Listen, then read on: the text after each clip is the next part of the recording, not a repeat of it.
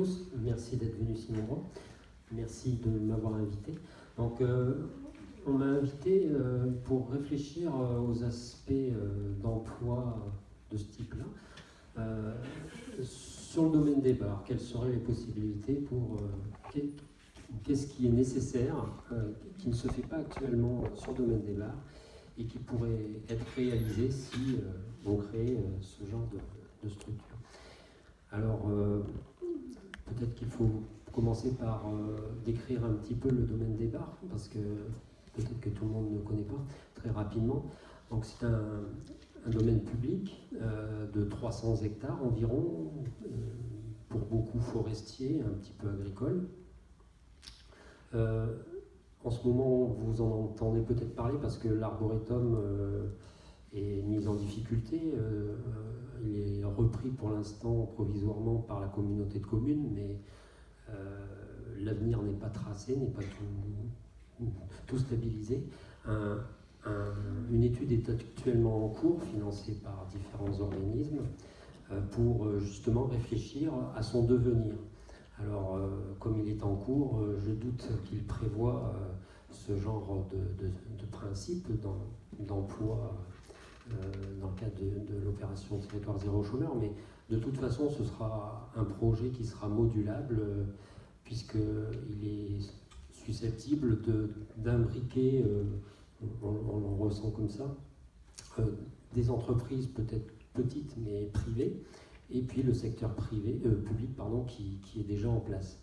Alors, le secteur public en dehors de l'Arboretum que vous connaissez tous, c'est un institut de recherche, anciennement IRSTEA. Depuis le 1er janvier, IRSTEA a fusionné avec l'INRA pour devenir INRAE, Institut national de recherche pour l'agriculture et l'environnement. Il y a aussi autrefois l'inventaire forestier national, qui est donc un organisme qui est chargé de faire l'inventaire des forêts françaises pour voir leur évolution dans le temps et éventuellement évaluer des dérives ou des problèmes qui surgissent. Notamment, on peut penser au changement climatique actuellement. Cet inventaire forestier national a fusionné lui aussi ces dernières années avec l'IGN, qui était donc l'Institut géographique national. Et donc de cette fusion est né l'IGN toujours, mais qui s'intitule désormais l'Institut d'information géographique et forestière.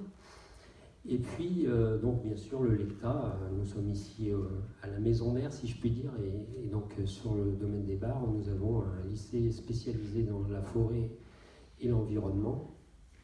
Et les élèves, donc, font suivre des cours depuis le niveau BTS jusqu'au master, en relation avec les instituts qui se trouvent d'ailleurs sur le site des bars, mais aussi régis par l'Université d'Orléans.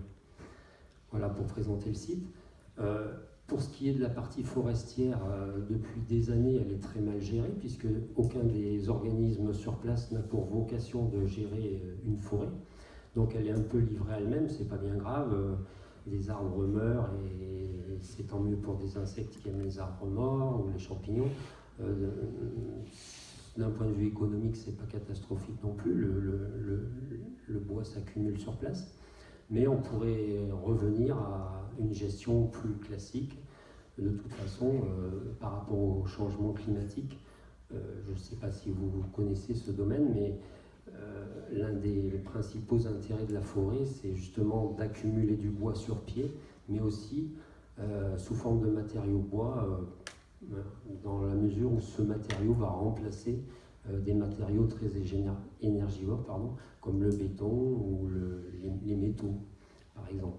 Donc l'exploitation de la forêt s'inscrit complètement dans la dynamique de stockage des gaz à effet de serre. Nous avons aussi donc des zones agricoles, et dans ces zones agricoles, depuis les années 50, le pastoralisme a disparu sur la région, enfin en tout cas c'est nettement réduit.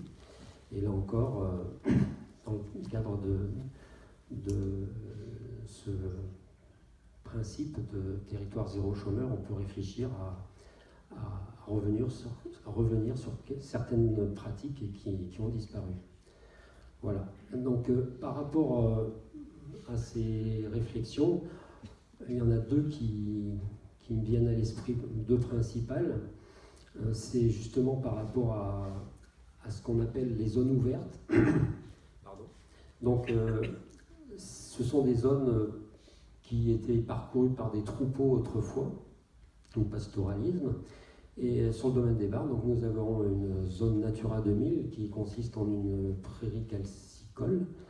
Et sur ce territoire-là, plutôt que d'utiliser des débroussailleuses pour limiter l'arrivée des ligneux qui engendreraient la disparition d'espèces rares que nous tentons de préserver, eh bien, on peut imaginer faire revenir des troupeaux comme autrefois, puisque si ces zones existent, c'est que jusqu'en 1950 environ, elles étaient parcourues par des troupeaux. Alors bien sûr, on ne va pas embaucher énormément de personnes si on s'intéresse qu'à une zone de quelques hectares sur le domaine des Bars, mais c'est un principe, c'est un problème assez généralisé dans la région, l'élevage ayant régressé. Je fais partie du conseil scientifique des conservatoires d'espaces naturels de la région Centre-Val de Loire, et souvent, lorsqu'on est en réunion avec des gestionnaires, on les entend parler de cette problématique de l'absence d'animaux à proximité de leur zone, de leur site protégé. Et du coup, c'est une problématique assez généralisée pour protéger ces espaces ouverts. Les gestionnaires ont souvent des difficultés à obtenir des troupeaux pour réaliser le travail. Donc, on pourrait peut-être imaginer une équipe de bergers et avec le matériel qui convient, peut-être un camion pour véhiculer le troupeau de zone naturelle en zone naturelle, avec un périmètre délimité bien sûr, et puis donc voir ces troupeaux comme autrefois entretenir écologiquement des zones pour permettre la survie de ces espèces qui étaient liées à ces pratiques autrefois. Ça, c'est une première chose. Par rapport à la partie forestière du domaine des Bars, qui n'est pas donc très, très utilisée actuellement, à part pour les dispositifs expérimentaux, bien sûr, on pourrait imaginer revenir à l'historique du domaine. Je ne sais pas si vous le savez, mais c'est un domaine qui a pour origine l'achat par M. De Villemorin en 1821. C'est bientôt l'anniversaire du deuxième centenaire. Oui. Et donc, pourquoi il a acheté ce terrain? Eh bien, c'est parce que si vous regardez une carte géologique, je ne sais pas combien il a fait à l'époque, mais il s'en est très bien rendu compte. On a un maillage sur ce territoire restreint qui est très très diversifié en termes géologiques. Et donc ça lui permettait, en achetant un seul domaine de 300 hectares, d'avoir la possibilité de tester des essences exotiques qui avaient des besoins complètement variés, des essences qui ont besoin de calcaire, à des essences qui ont besoin de terrains très acides, ou humides, ou secs. Tout était présent sur ce domaine assez restreint. Et donc il a planté comme ceci, alors la partie que connaît le public, bien sûr, c'est une forme de collection d'arbres, un parc qui se visite agréablement, mais il y a toute une partie qui est méconnue du public et pas encore mise en valeur. C'est une forme d'arboretum dit forestier, c'est-à-dire que ce sont des petits parquets de quelques dizaines de mètres de côté où on plante des essences uniques dans ce carré et qui sont mises en concurrence telles qu'elles le seraient en forêt. Et ces parquets-là donc, sont délaissés aujourd'hui. C'était des tests réalisés à l'époque parce que on était, je ne sais pas si vous le savez, en 1850, jusqu'en 1850, donc en 1821 c'était encore complètement le cas. On était dans la période du minimum forestier, c'est-à-dire après des défrichements énormes, cette période pré-industrielle, on était arrivé à 8 millions d'hectares de forêt en France, alors qu'aujourd'hui on est à 16, vous voyez, on a doublé la superficie forestière. Et donc il fallait trouver des idées à l'époque pour pouvoir faire des reboisements sur des terrains dévastés par la surexploitation, et dont des landes dans lesquelles des plantes avaient poussé et sur lesquels, des terrains sur lesquels on ne savait pas comment regarder. Donc on a fait appel à des essences exotiques, et exotiques pour la région en tout cas. Et donc on a réussi, enfin les forestiers de l'époque ont réussi à regagner les surfaces perdues. Aujourd'hui, la problématique, bien sûr, n'est plus du tout la même. Je vous ai dit, la forêt a doublé de surface, mais un nouveau problème surgit, c'est les changements climatiques. On peut s'attendre, c'est déjà visible dans le paysage, ça a déjà été dit pour l'épicéa dans le Jura ou dans les Vosges, mais même en région centre, nous avons par exemple la forêt de Vierzon, où le chêne pédonculé dépérit de façon très impressionnante. Et puis avec la canicule de l'été dernier, eh bien, même en forêt d'Orléans, on commence à voir des dépérissements assez inquiétants sur le pin sylvestre notamment, mais aussi sur le chêne pédonculé. Et donc, bien évidemment, le fait de remplacer une essence autochtone qui a vécu des milliers d'années, on peut partir du principe que les essences sont en France depuis environ 10 000 ans suite à la pré-glaciation. Eh bien, depuis 10 000 ans au minimum, ces espèces se sont associées à une multitude d'espèces, d'insectes, de plantes, à leurs pieds, sur leurs troncs. Et il est évident que cette coévolution fait que nos essences d'arbres sont associées à un grand nombre d'espèces. Et le fait de les remplacer par des espèces exotiques, on va perdre, ça c'est certain. On va perdre dans la biodiversité, puisque cette association n'aura pas eu le temps de se réaliser, il n'y aura pas eu coévolution, et donc on va avoir une réduction des espèces capables de survivre en présence de ces espèces exotiques. Mais si on ne replante pas la forêt pour compenser les pertes avec nos essences autochtones, eh bien le problème sera encore pire, puisqu'il n'y aura plus de forêt. Donc l'habitat forestier aura disparu, c'est encore bien pire. Et par rapport à nos aspects concernant les changements globaux, on a déjà dit au départ de la réunion que la forêt était un acteur très actif pour capter du carbone sous forme de bois sur pied ou matériaux. Et donc le fait de ne pas remplacer ces essences autochtones par des essences exotiques ferait qu'on empirerait les choses. On perdrait en capacité de capture du CO2. Donc on va être contraint de le faire, même si on préférerait garder nos essences autochtones. Si les évolutions du climat se poursuivent, on va être complètement obligé d'opérer ces modifications. Ça paraît assez regrettable, enfin même très très regrettable, mais selon toute probabilité, d'après les modèles des scientifiques qui travaillent sur ces aspects, les essences actuelles auront du mal à survivre. Et on en voit les premiers symptômes, comme je vous l'ai déjà dit. Donc dans ce chantier-là, peut-être que l'arboretum pourrait redevenir un site d'expérimentation où des placettes d'arboretum forestier pourraient être à nouveau mises en œuvre pour tester des nouvelles essences. Alors ça offrirait un travail de plantation. Un autre aspect, c'est que ces différents organismes sur le domaine des bars sont tous chauffés au fioul. Or, la ressource sur place, elle existe. On a du bois, on l'a dit, sur 300 hectares. Et c'est donc dommage de ne pas remplacer ces chaudières au fioul lorsqu'elles vont tomber en panne par des chaudières, enfin au moins une grosse chaudière à bois qui serait susceptible de chauffer par des canalisations souterraines. Maintenant, on sait faire des canalisations très isolées pour distribuer le chauffage dans les différents bâtiments.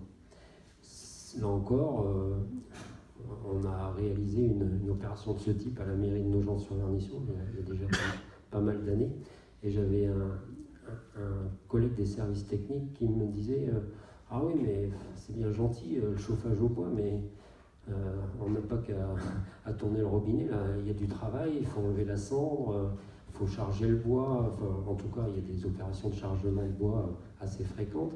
C'est moins pratique que le fioul. Bah oui, ben justement, c'est tout l'intérêt, parce que le fioul, il vient de très loin, il il a émis du CO2 pour venir jusque chez nous, alors que là, la ressource, ça fournit du travail. C'est quand même plutôt un plus qu'un inconvénient à mes yeux. Et puis l'investissement, il est amorti en quelques années, lors de 7 ans, on disait à l'époque. Et donc aujourd'hui, on chauffe pas cher cette école à nos gens, et je pense que tout se passe bien. Ça offre un peu de travail, effectivement, mais c'est probablement pas une catastrophe. Voilà. Et puis sinon, si on voulait aller plus loin, selon l'avenir qui sera tracé pour l'Arboretum, eh bien, enfin pour le site des Bars dans son ensemble, eh bien, on a des arbres donc qui meurent successivement. Et puis comme c'est une collection avec des petites placettes de petites surfaces ou des arbres individuels, eh bien, il n'y a pas vraiment de débouché pour eux, ou alors sous forme de bois énergie. Mais c'est peut-être dommage dans beaucoup de cas, avec un bois qui pourrait être beaucoup mieux valorisé sous forme d'artisanat. Et là encore, pourquoi pas imaginer un atelier sur place avec des gens qui seraient formés pour faire des objets simples en bois, des petites caisses décoratives, des jouets de façon très simple, des piles, des jeux de construction en petites pièces de bois, choses simples à faire, qui pourraient être faites sur place, labellisées Arboretum des Bars, ça pourrait avoir un intérêt. Voilà. Sinon, par rapport à d'autres aspects écologiques, l'Arboretum des Bars est devenu récemment une zone de refuge pour les oiseaux labellisée par la LPO. Et donc, dans ce cadre-là, les élèves et les professeurs en écologie ont imaginé de planter des haies. Voilà, qui dit plantation dit travail. La taille, par la suite, ne sera peut-être pas réalisée par les élèves, mais encore peut-être un potentiel pour entretenir ces haies et pour pouvoir maintenir cette labellisation LPO. Et puis, une dernière idée comme ça, on pourrait profiter de l'aspect expérimental du domaine pour planter donc, des arbustes et des arbres à fleurs dans une technique qui s'appelle, enfin, qui est assez innovante, qui s'appelle l'apicylviculture, et donc qui consisterait à avoir sur une zone donnée des floraisons toute l'année. Or, on sait que les abeilles sont susceptibles d'avoir des difficultés à survivre de nos jours pour les changements, du fait des changements climatiques, mais aussi par rapport à des maladies ou des périodes de disette liées justement à la pauvreté de l'alimentation. Et donc, du fait d'avoir cette alimentation riche sur place, on pourrait imaginer une production de miel plus régulière et bien sûr une fréquentation par des abeilles sauvages ou d'autres insectes par la même occasion. Voilà, j'ai fait le tour d'idées comme ça, probablement plus ou moins farfelues, mais qui seraient peut-être applicables sur le domaine des bars. Et donc, comme on pourrait voir l'Arboretum comme un site d'expérimentation pour bien sûr vulgariser tous ces aspects bien au-delà dans la région. Merci pour votre attention.